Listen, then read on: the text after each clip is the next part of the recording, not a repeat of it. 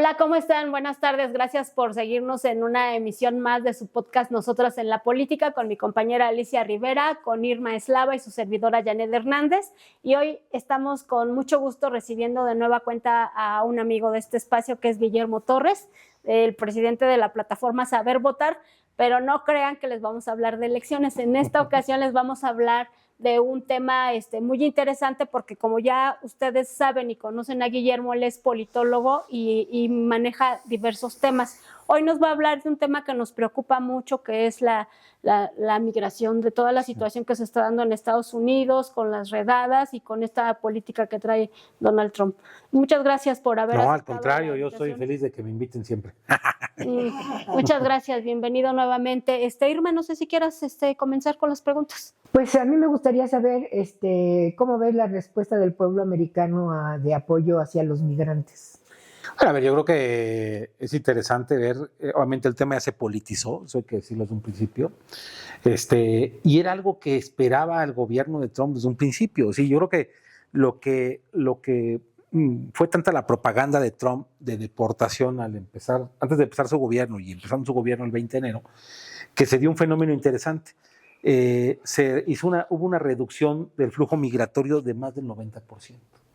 Y hubo mucha gente que se regresó a sus lugares de origen o se escondieron pensando en que los iban a deportar. Incluso el porcentaje de deportaciones en los primeros meses de la administración de Trump fue muy pequeño.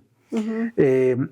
Sin duda Trump se dio cuenta que necesitaba esa narrativa, ese discurso de sacar a migrantes, y hace estos operativos que hace esta agencia que se llama ICE, que esta empresa, institución que se dedica por parte del gobierno a expulsar migrantes. Entonces hace el proceso de expulsión en varias ciudades que tienen una coincidencia. Esas ciudades son ciudades santuario. Son ciudades donde se concentra un flujo migratorio importante. Ojo, obviamente nos centramos en el caso de México, pero estamos hablando que el 60% de la población en Los Ángeles es no americana, de las cuales solamente el idioma que más se habla es el español, pero el segundo es el armenio, el tercero es el coreano y el cuarto es el chino. Es decir, es impresionante ver no solamente es la comunidad latina, sino estamos hablando de muchas comunidades en torno, por ejemplo, a una ciudad como la ciudad de Los Ángeles. Entonces, ¿esto qué provocó? Bueno, pues protestas de gente al darse a conocer estas detenciones, y una reacción de apoyo en otras ciudades santuario, que también hay una coincidencia. Estas ciudades santuario son ciudades donde ha ido acumulando preferencia electoral el Partido Demócrata desde hace tiempo. Por eso les digo, ese es un tema político, de política interna de los Estados Unidos, ante un Trump que está debilitándose porque no le han salido las cosas como él quería. ¿Por qué? Porque ha sido muy inestable. No quiero decir está un poco loco, pero pues es la palabra más adecuada. Y movimiento tan fuerte que se dio en Estados Unidos la semana pasada, hubo dos no sé si eran diputados asesinados, sí, demócratas. Sí. Entonces ya la violencia también ahí Sí, obviamente se va experimentando. Sí, ahí en lo particular fue el caso de Minnesota. El personaje que los asesina es un seguidor férreo de la política de América para los americanos, que se disfrazó de policía, fue a la casa de estos legisladores, incluso también quiso matar a la hija adolescente. Ella sobrevive, es la que llama a emergencias, y este personaje después iba a ir contra otra legisladora, y se sabe que llegó a casa de una tercera. Es decir, la violencia efectivamente en los lugares donde hay polarización, el resultado es esto. Muertes de gente inocente o de gente que está vinculado a algún tema particular y que se provocan este tipo de cosas. ¿Eso debilita más entonces la figura de Trump? Sí y no. A ver, sí la debilita con los que no lo quieren, es decir, se va a radicalizar los dos polos. Los que son muy trumpistas se vuelven más trumpistas, más radicales, y los demócratas se vuelven más radicales, los anti-Trump se vuelven más anti-Trump. Sí, el problema de cuando tú polarizas algo es que se radicaliza. Ahora, yo me queda claro que el próximo año hay elecciones en Estados Unidos, hay elección intermedia, se renueva el Congreso y una parte del Senado. todo pronostica que Trump va a perder la mayoría, aunque hay que decirlo que ya en esos momentos la ha ido perdiendo, porque hay gente en el Partido Republicano que no coincide con Trump, son republicanos un poco base, y también hay otros que son más extremistas que Trump, entonces eso ha ido perdiendo fuerza. También se eligen varias gobernaturas en Estados Unidos, ahorita parece que sí se va a dar este posible cambio, no tan radical, porque también hay que decirlo, hay una falta de liderazgos naturales en el Partido Demócrata. Entonces, por ejemplo, ahora el gobernador de California se convierte ahora de forma natural en un aspirante presidencial dentro de 3 años. Pues bueno, obviamente son situaciones muy particulares, obviamente nosotros porque nuestra cercanía con los migrantes, pues sí vemos con mucha simpatía eso, pero también del otro lado, ojo, el tema se pone muy radical, muy duro. Guillermo, ante esta situación que se está enfrentando, bueno, para nadie es desconocido que México es un gran expulsor de migrantes hacia los Estados Unidos, porque persiguen el famoso sueño americano. Sí. Actualmente, con esta situación que se está dando, ya comentabas que se está conteniendo la migración, pero sin embargo tenemos muchos estados que todavía siguen teniendo un gran flujo de migrantes, y a eso se suman todos los que vienen de Centroamérica y que pasan por nuestro país. Sí, lo que pasa es que, a ver, hay que entender que hay como grupos naturales que hacen del proceso migratorio y que incluso el propio Trump ya ha dicho que no se va a ir contra algunos de esos flujos migratorios que se dedican al campo o que se dedican a algunos servicios, porque nadie quiere hacer ese trabajo. Así es. No, y aparte, aquí hay una cosa interesante. Los que le han puesto un alto a Trump han sido los propios empresarios norteamericanos que dicen, oye, espérame, no me dejes sin mano de obra para el campo, no me dejes sin trabajadores para el servicio de hoteles, por ejemplo, en época vacacional. Entonces sí hay una conciencia así, y sí hay efectivamente siempre un flujo natural. Ahora, sí se generó mucho espanto en esa parte. Ahora, hay otro flujo que no es un flujo, digamos, de gremios tradicionales, sino es el que se da huyendo de 3 fenómenos de 3 situaciones muy particulares: desastres naturales, inseguridad y pobreza. Entonces, esos 3 sectores que principalmente los vemos ahorita en países donde hay dictaduras, por ejemplo, un flujo importante de venezolanos que está yéndose a Estados Unidos, de centroamericanos por el tema de la inseguridad, y bueno, siempre habrá los expulsores tradicionales por varias circunstancias. Tan solo durante el gobierno de López Obrador, se calcula que, a pesar de los programas sociales, todo lo que ustedes pueden imaginar, 9,5 millones de mexicanos se fueron allá a Estados Unidos, de los cuales hay que decir que aproximadamente fueron regresando durante el sexenio de López Obrador a 3,5 millones, que los regresaron. En esto de las deportaciones no es exclusivo de Trump, hay que recordar que fue muy fuerte la expulsión de Biden. Entonces, pero aún así estamos hablando de unos 6 millones que están allá, que se pasaron durante el gobierno de López Obrador, hace poco, no los que de forma tradicional se han ido de forma masiva. Ahora hay estados efectivamente muy migratorios, Zacatecas, Puebla, Michoacán, Guanajuato, una parte importante de Jalisco también expulsa mucha gente, de Veracruz otra parte también expulsa gente, que digamos son del Estado de México también, que son tradicionales porque hay un vínculo a veces familiar que es el que los lleva al otro lado, ¿no? Pero se ha dado también ese fenómeno de mucha gente que llega allá y no necesariamente a estos gremios tradicionales, no llegan al campo, no llegan a los servicios, sino llegan a buscar otra esperanza de vida, ¿no? La jardinería y la construcción. Sí, también son sectores sin duda. Sin embargo, hay que decir que el principal sector al que se abarcan los migrantes mexicanos es el campo. Es el campo. Siempre ha sido el campo. Pero fue lo primero que atacó Trump, ¿no? A los migrantes fue a sacarlos de los campos. Efectivamente, porque saben dónde localizarlos. Sí, el tema es ese, que saben perfectamente dónde los pueden encontrar. Hay 2 lugares tradicionales para hacer redadas, digámoslo así, que son los campos y los estadios deportivos, donde cuando hay eventos deportivos que saben que va a jugar alguna nación latinoamericana, ahí se ponen, ¿no? Por eso ahora que está la Copa de Oro en Estados Unidos, había mucho miedo por parte de muchos de que ahí los fueran a deportar. Está afectando, incluso el turismo en Estados Unidos, porque decían que ahorita Las Vegas está vacío, precisamente por este rechazo que están manifestando contra estas políticas. Así es, y también porque parte de la industria hotelera está por migrantes. O sea, hay una realidad en Estados Unidos, están muy conscientes. ¿Por qué? Porque no están obligados a darles servicios de salud, por ejemplo, ni otro tipo de cosas.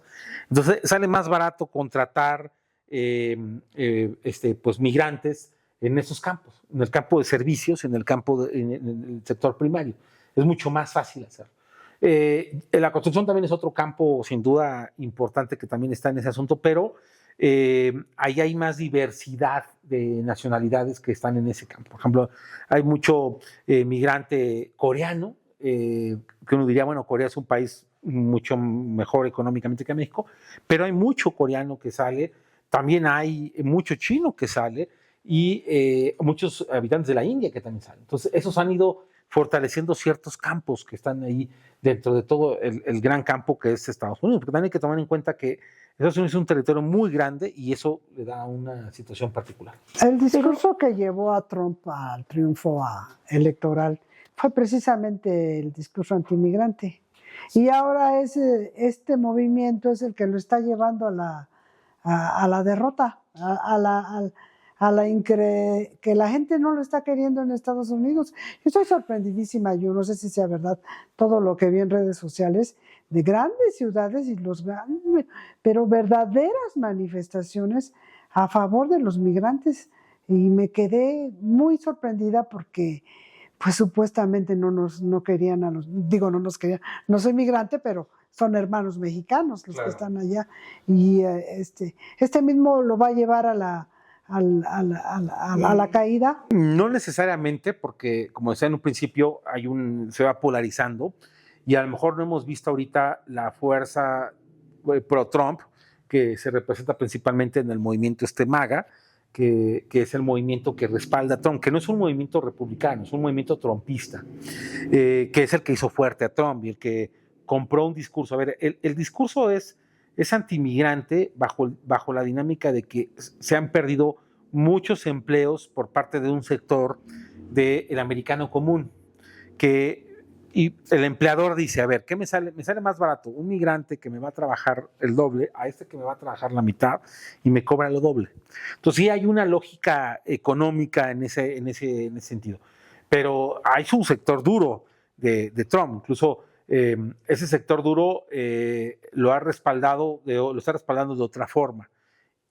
¿Qué puede llegar a pasar?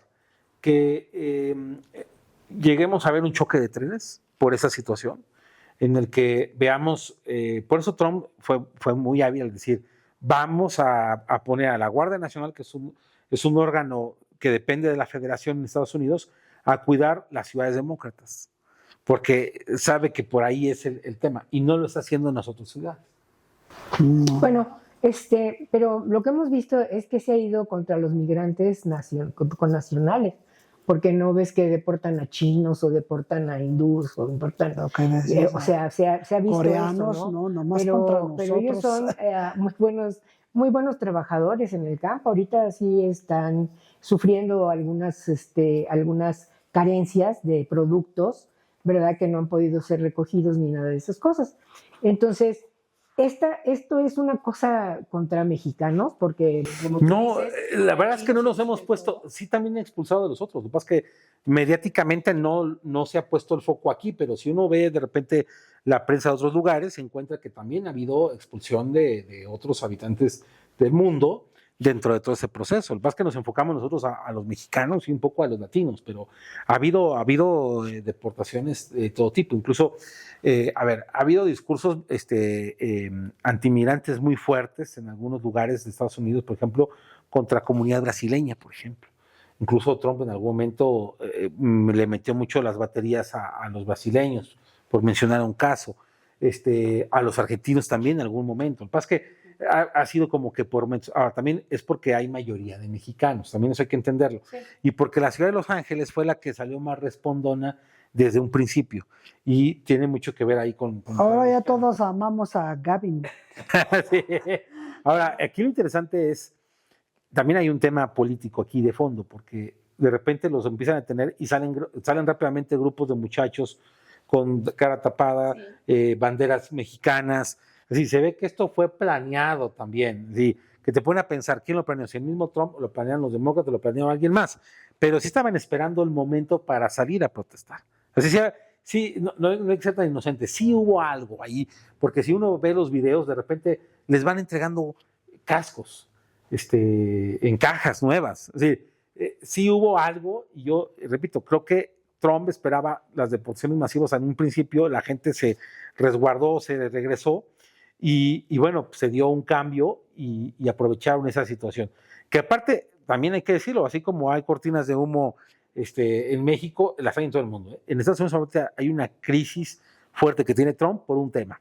Una reforma, que es la reforma fiscal, la primera reforma fiscal fuerte en años, que es la que provocó el pleito entre Elon Musk versus Trump, que es precisamente porque Trump suavizó en esa reforma algunos impuestos, otros los hizo más rígidos, pero regresó a darle apoyo a ciertos sectores. Entonces, eso a los más radicales no les gustó, y a los más liberales no les gusta la parte, dije, decir, trató de quedar bien con ciertos sectores que son un poco como los que ayudan a votar en esa segunda ocasión por él, que no son el ala radical, sino son los que decían, híjole, los demócratas lo han hecho muy mal, vamos a apoyar a Trump, pero no nos gusta esta parte tan radical de antimigrante y todo, ¿no? Incluso hay que recordar que hasta una hija de Trump se ha manifestado en contra del propio papá, ¿no? Diciendo, oye, papá, pues tú vienes de una familia inmigrante, no puedes tampoco ser tan radical en ese sentido. Pero bueno, todo tiene un tema político de fondo.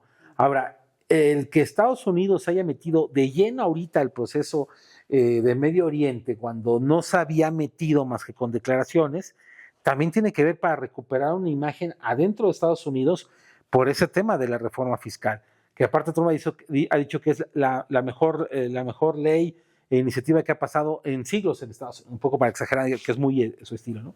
Entonces, se sale de la cumbre del G7 para atender el tema de Medio Oriente, pero también es parte de voltearme a ver, yo soy el líder que va a darle la paz al mundo, ¿no? Es un poco ese discurso narcisista muy típico de Trump. Okay. Guillermo, perdón, ¿y cómo ves, yéndonos de lo general a lo particular, cómo están reaccionando nuestras autoridades mexicanas y en especial nuestras autoridades en el Estado de México para ayudar a la contención de este problema?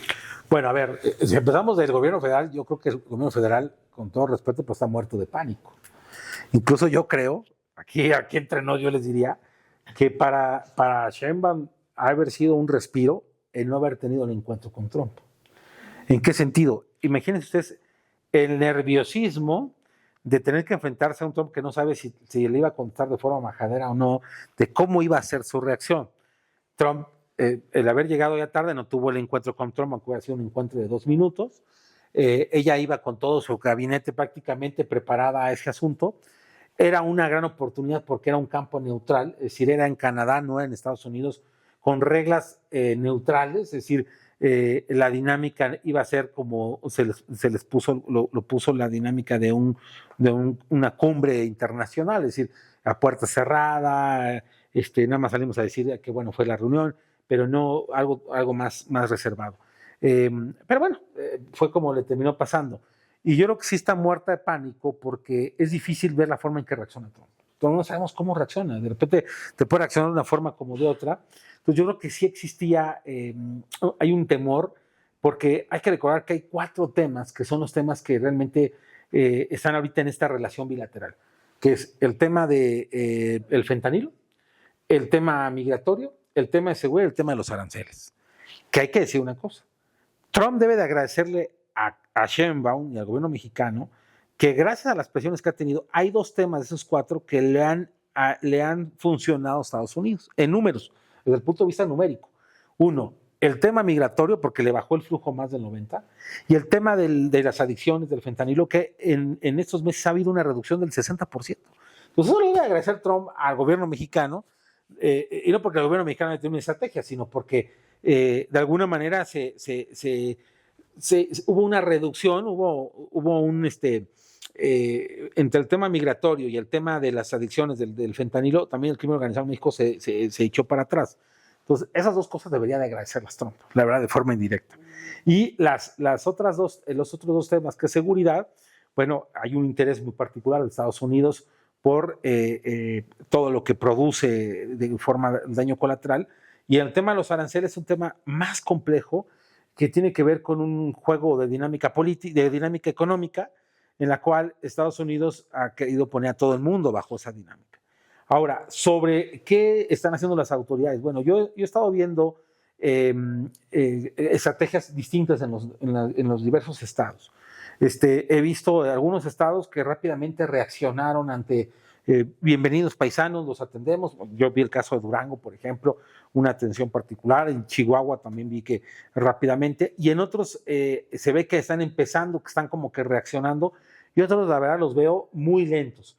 No tengo los datos exactos del Estado de México, pero sí debe de haber un plan de emergencia de atención a todo eso. Que incluso hay que decirlo, yo creo que uno de los errores del planteamiento del Plan México, que es el plan económico planteado en esta administración de Sheinbaum, es que nunca consideraron qué puede darse ante una emergencia como el regreso masivo de gente que obviamente llega sin empleo. ¿Qué dijo el gobierno mexicano? Le vamos a dar apoyos económicos. Pues son apoyos económicos, son un estilo de becas de 2,000 pesos, 1,800 pesos, que no alcanzan ni para la canasta básica. Entonces, sí creo que ahí la creatividad de los gobiernos tiene que ser la más adecuada para poder atender este problema. Yo creo que los que reaccionaron un poco o mucho fueron los empresarios, ¿no? Que abrieron las puertas de sus empresas y dijeron, aquí hay tantas plazas, tanto esto, sí, tantas plazas para fulanos o para con tales habilidades. Sí, hubo una reacción por parte del sector empresarial un poco empujado por el gobierno mexicano, también hay que decirlo. Altagracia Gómez, como enlace del gobierno federal, tiene un diálogo más fluido que el que tenía la administración de López Obrador en su momento con Poncho Romo. Aún así creo que no les ha dado la capacidad en toda la extensión de la palabra, porque existe ese nerviosismo. Y también hay que decirlo, el gobierno mexicano en los últimos 7 años cometió el error de ir cerrando presupuestalmente muchas cosas, muchos proyectos y programas, destinarlo a los programas sociales, pero también los programas sociales, si no llega inversión, si no llegan ciertos elementos, se van cayendo. Es curioso, hay estados de la República Mexicana donde las inversiones siguen cayendo muy fuerte. Está el caso de Nuevo León, donde ya no hay la capacidad, por ejemplo, de almacenaje de productos. Tamaulipas también, a pesar de todo lo que podemos decir, Tamaulipas está esa parte. Pero hay estados de la República Mexicana que están generando realmente crisis por falta de inversión, por muchas cosas. Por ejemplo, el sur del país, Chiapas, Oaxaca, Guerrero, el propio Michoacán, se te está cayendo la inversión, no hay un ancla. Y a eso le sumas de repente que tienes gastos como los fenómenos naturales, ¿no? Que si un huracán, que si un temblor, que si esto, entonces se te va debilitando tu dinámica económica. Y al mismo tiempo mete el tema de inseguridad. Entonces la cosa se vuelve compleja. ¿Cuántos mexicanos se tiene un cálculo? ¿Cuántos mexicanos han deportado, han regresado a México? Pues esta época de Trump. Me gustaría saber si se quedan en la frontera o se van a sus lugares de origen para ver si... A ver, más o menos se calcula que en esta época de Trump, si no mal recuerdo, ahorita deben de ser menos de 300,000 deportados. Estamos hablando de enero a la fecha, que realmente son pocos, tomando en cuenta que la administración de Biden terminó los 4 años de Biden en 7 millones de deportados. Deportados de todo el mundo, ojo. Y esos 300,000 estoy hablando que son de todo el mundo. No son solamente mexicanos. Habría que después tener esa cifra. ¿Qué sí pasa? Lo más natural es que la deportación hace que la gente se quede en la frontera. Eso es muy cierto. Incluso estamos viendo el fenómeno de comunidades haitianas, de comunidades colombianas, venezolanas, que se han quedado en las fronteras. Normalmente el mexicano, cuando es deportado, inmediatamente regresa a su lugar de origen. Porque hay algo muy curioso. Sabe que su familia lo va a recibir con brazos abiertos. A lo mejor le va a trabajar al campo, va a estar un rato y después va a volver a juntar dinero para volver a brincar. Esa ha sido su dinámica permanente. Pero casi siempre regresa. El mexicano regresa a su lugar de origen. Los que se quedan son principalmente los extranjeros, que hay que decir que ha habido un aumento de esta población y no solamente en la frontera norte, sino vemos que en varias ciudades del país hay una comunidad cada vez más grande de haitianos, principalmente, que prefieren quedarse en México, aunque ganen muchísimo menos, pero quedarse en México que regresar a Haití. A pesar de toda esta situación que se está enfrentando, ¿consideras que el vecino país sigue ofreciendo esa calidad de vida por la que muchos se van, Guillermo? Sí, la verdad es que sí, en gran medida, porque sigue siendo, a pesar de todo, muy bien pagado en comparación con lo que ellos reciben en sus países. Entonces sí es el sueño, sigue siendo el sueño americano, sigue siendo atractivo, sigue siendo una dinámica en la que ellos ven más beneficios que haya más elementos que los perjudiquen. Ellos ven que el sacrificio vale la pena, ¿no? La verdad es que sí está muy mal pagado. Y también, como yo les decía, huyen de temas como la inseguridad, ¿no? Entonces, te da cierta estabilidad. Y sí prefieren muchos de ellos, a pesar de eso, quedarse ahí, que regresar a sus países. Aún así, Estados Unidos en esta administración ha creado algunos programas para deportación libre. Si les dicen, incluso crear una aplicación para que la gente pueda, se escribe ahí, pasa la agencia migratoria, va por ti, te regresa a un avión y prácticamente va donde tú quieras. En un principio, el gobierno norteamericano anunció que las deportaciones los mandaban a México y que México se hiciera bolas. Y rápidamente México les dijo, oigan, no podemos nosotros hacer eso, digo, entre otras cosas, porque es más fácil que se las regresen. Mejor inviertan y entonces junten aviones. Y eso fue, por ejemplo, el problema que generó la crisis con Colombia, porque Colombia no quería recibir a los expatriados y Petro cometió ese error de decirlo en una red social, dijo que ellos no iban a recibir, y fue cuando le amenaza a Trump de que le va a quitar la visa a sus funcionarios, a él, que le declaraban la guerra a Colombia. Entonces, mándenmelos, pues sí. Y ya se dieron cuenta los norteamericanos que les conviene mandarlos a los salvadoreños a El Salvador o a los guatemaltecos a Guatemala, que dejarlos o mandarlos a México porque es más fácil que puedan regresar. Oye, ¿tú crees que el seguro de desempleo de Estados Unidos sea como que una freno para que los americanos no vayan al campo, no vayan acá? Porque dicen, yo tengo mi seguro de desempleo. Sin duda, siempre los programas sociales, no importa de dónde vengan, siempre son un incentivo para que la gente no trabaje.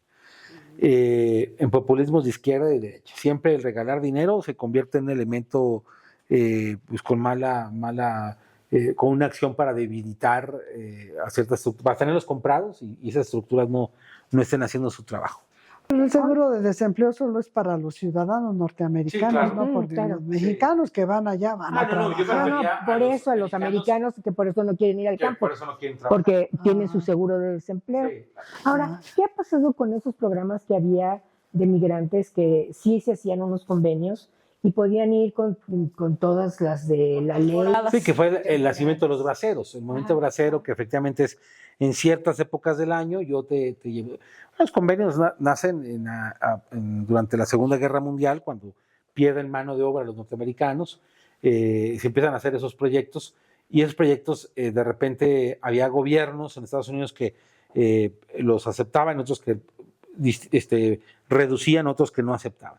Ya tiene tiempo que prácticamente desapareció esa dinámica a partir de los ataques terroristas del 2001, del 11 de septiembre, disminuyó, que era cuando estaba negociándose la enchilada completa famosa para regular el tema migratorio, ese acuerdo entre Fox y George Bush, hijo, y que pues por el tema del terrorismo se acabó, ¿no? Se eliminó. Entonces, sí hay convenios, pero ya son mínimos para épocas de jornadas agrícolas de llevarlos y regresarlos, ¿no? Que fue el famoso movimiento bracero, ¿no? Que se da precisamente en esa dinámica. ¿Qué consideras que le está haciendo falta a nuestro país para dejar de ser pues una nación expulsora? Híjole, pues... Porque dejar de ser vecinos de Estados Unidos no es imposible, pero a ver, lo que sí es que pues debe haber mayores oportunidades. A ver, es curioso porque el gobierno pasado fue un gobierno que dio apoyo masivo de programas sociales. Y a pesar del apoyo masivo, el que han ido 9 millones de mexicanos, algo no está funcionando.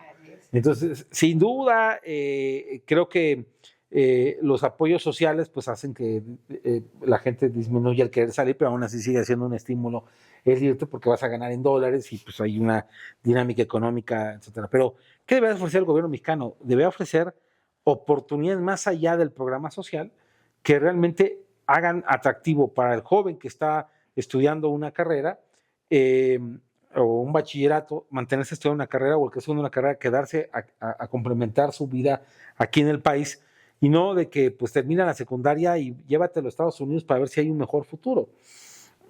Apostarle a la educación, apostarle a los polos de desarrollo, a una mayor inversión económica y a una inversión en ciertos sectores, que es lo que termina pasando, que muchos mexicanos, no es que, a ver, la verdad yo no conozco ninguno que esté sumamente feliz por irse. Todos siempre hay hasta una nostalgia del mexicano que se va. Por necesidad se termina yendo en muchas ocasiones y extraña el terruño. El terruño. Nadie lo hace por gusto, en ninguna parte del mundo nadie migra por gusto. Lo hace por necesidad y por comodidad y por oportunidades. Si tú cubres con esos elementos, creo que nadie se te va a ir.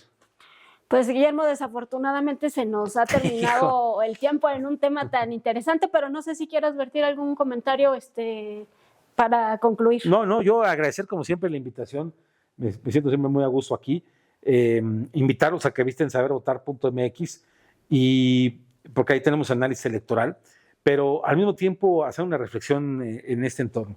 Miren, México siempre tendrá muchos problemas, muchas desgracias que nos van a acompañar, pero también tenemos una gran virtud, somos una gran nación en muchos sentidos. Una nación que, aunque haya ido perdiendo muchos valores, creo que podemos recuperar, y tenemos que recuperar dos cosas que creo que son las que nos hacen fuerte: el sentido de comunidad y el sentido de identidad. Esos son elementos fundamentales que generacionalmente tenemos que adaptar para todo el mundo. Entonces yo creo que promover la comunidad y por ejemplo aquí, que es un programa que, aunque son mujeres hablando de la política, tratan siempre de cubrir la comunidad del Estado de México, pues es eso, fortalecer la comunidad. Y una identidad, no perdamos nuestra identidad, hay que seguirla fortaleciendo y inculcarla a todas las generaciones. Amigos, pues ahí tienen ustedes la opinión de Guillermo Torres, presidente de la plataforma Saber Votar, a quien le agradecemos nuevamente haber estado con nosotros compartiendo este espacio. Compártanos sus comentarios, aquí son muy bien recibidos, y también a mis compañeras Alicia Rivera e Irma Eslava. Muchas gracias, hasta la próxima.